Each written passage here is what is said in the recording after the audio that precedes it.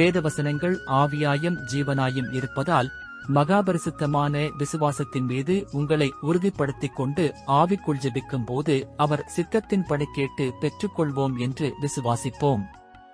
1 யோவான் 1:9 நம்முடைய பாவங்களை நாம் அறிக்கையிட்டால் பாவங்களை நமக்கு மன்னித்து எல்லா அநியாயத்தையும் நீக்கி நம்மை சுத்திகரிப்பதற்கு அவர் உண்மையும் நீதியும் உள்ளவராயிருக்கிறார்.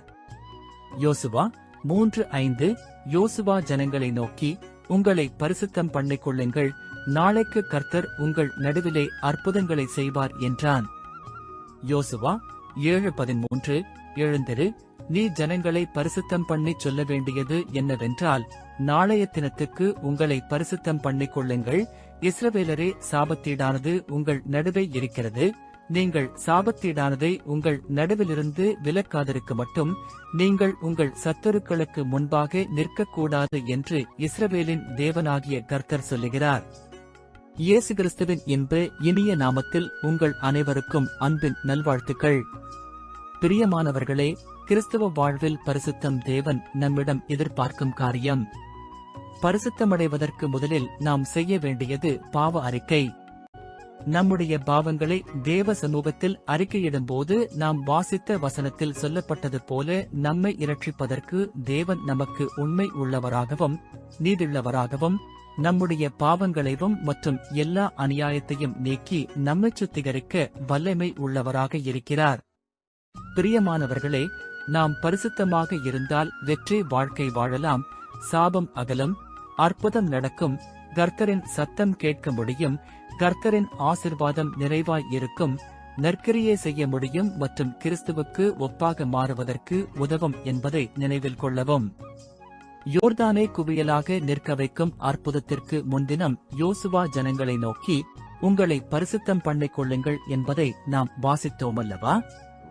இன்னொரு சமயம் ஆயின் மனுஷருக்கு முன்பாக யோசுவாவின் ஜனங்கள் முறிந்தோடினார்கள் என்றும், அப்போது கர்த்தர் யோசுவாவை நோக்கி, இஸ்ரவேலர் பாவம் செய்தார்கள், சாபத்தீடானதில் எடுத்துக் கொண்டதும் களவு செய்ததும் வஞ்சித்ததும் ஒழித்து வைத்தார்களே என்று சொல்லி, மேலும் சாபத்தீடானதை எடுத்து ஆகான் என்பவனை கண்டுபிடிக்க வேண்டியவைகளை சொல்லுவதை யோசுவா 7ஆம் அதிகாரத்தில் வாசிக்கிறோம். ஆகானை கண்டுபிடித்த பின் யோசுவா ஆகானை பார்த்து, நீ எங்களை கலங்க பண்ணினது என்ன? என்று கர்த்தர் உன்னை கலங்க பண்ணுவார் என்றான்.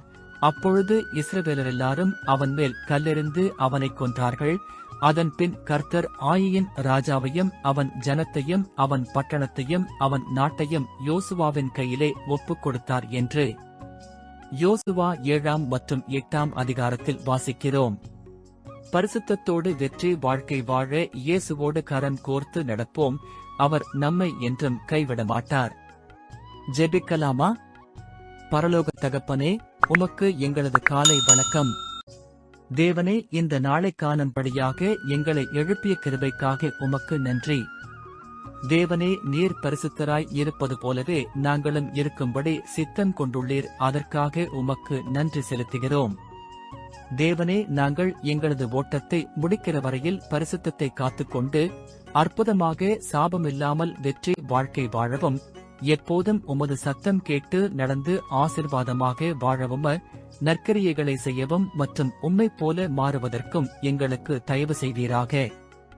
தேவனே, எங்களது வாழ்வில் வரும் அனைத்து சாத்தனின் கிரியைகளையும் மேற்கொள்ள எங்களுக்கு ஆவிக்குரிய பலம் கொடுத்து நடத்தி வருகிற தயவுக்காய் நன்றி சொல்லி உம்மை வணங்குகிறோம். தகப்பனே, உமக்கே சகல துதிகன மகிமை செலுத்தி இயேசு கிறிஸ்துவின் நாமத்தில் ஜெபிக்கிறோம் பிதாவே. ஆமென். தேவன் தாமே உங்கள் ஒவ்வொருவரையும் அபரிமிதமாக ஆசீர்வதிப்பாராக. ஆமென்.